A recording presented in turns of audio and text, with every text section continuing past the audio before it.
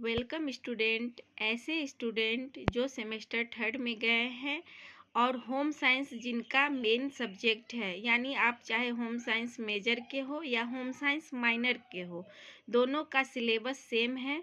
तो मैं आप दोनों स्टूडेंट के लिए ये सिलेबस बता रही हूँ, क्योंकि दोनों का सिलेबस सेम है तो दोनों को सेम ही टॉपिक पढ़ना है। तो देखिए यहाँ पे बीए थर्ड सेमेस्टर में जो गए हैं उनके लिए है।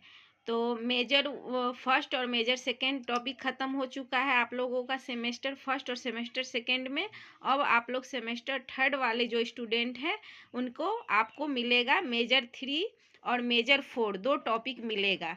तो मेजर थ्री में है संसाधन प्रबंधन, अवधारणा एवं संदर्भ। इसका भी मैं आप लोगों को बताऊंगी डिटेल से, और आज मैं इसका बताती हूँ। ये मेजर फोर है मानव शरीर क्रिया विज्ञान यानी ह्यूमन फिजियोलॉजी। ध्यान से देख लीजिए, कोई भी बुक मार्केट से आप लोग ले सकते हैं और उसकी तैयारी कर सकते हैं।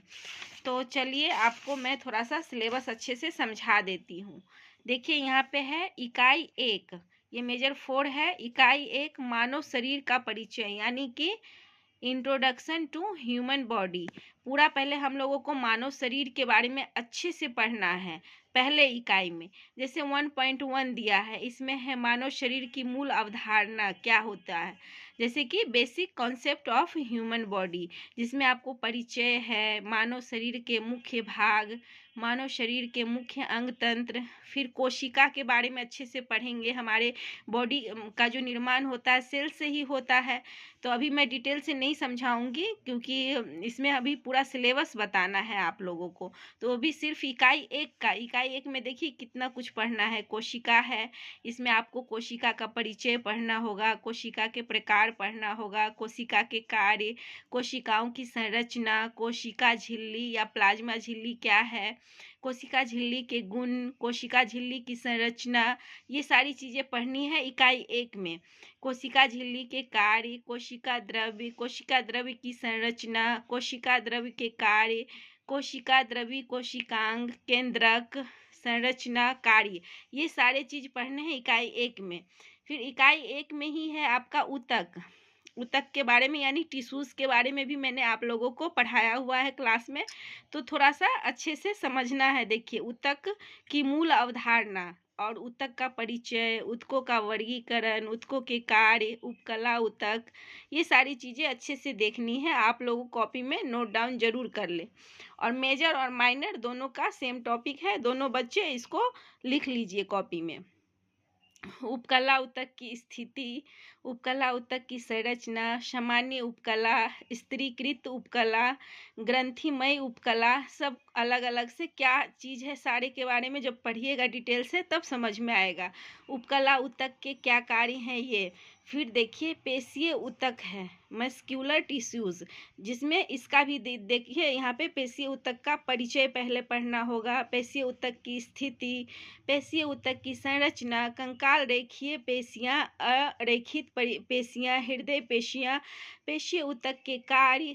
फिर नेक्स्ट है संयोजी ऊतक क्या है, तो संयोजी ऊतक का भी परिचय पढ़ना है। फिर उसके बाद है ये देखिए संयोजी ऊतक की स्थिति, संयोजी ऊतक की संरचना, तंतुमय संयोजी ऊतक, सघन तंतुमय ऊतक, उपस्थि ऊतक, अस्थि ऊतक। फिर है रक्त ऊतक, संयोजी ऊतकों के कार्य। फिर नेक्स्ट है तंत्रिका ऊतक, यानी कि नर्वस टिश्यूज क्या होता है उसके बारे में, तंत्रिका ऊतक की स्थिति, तंत्रिका ऊतक की संरचना, तंत्रिका ऊतक के कार्य। मैं डिटेल से सारा टॉपिक आप लोगों को अच्छे से समझा रही हूँ, अब बस पढ़ना आप लोगों का होगा। फिर नेक्स्ट है इसी में आपको जैसे मानव शरीर का परिचय मैं अभी बता रही हूँ, पहला इकाई जो है यूनिट फर्स्ट उसमें, तो उसी में आपको रक्त के बारे में भी पढ़ना है, ब्लड के बारे में उसका परिचय पढ़ना है, रक्त के घटक पढ़ना है, रक्त के कार्य क्या होते हैं वो पढ़ना है।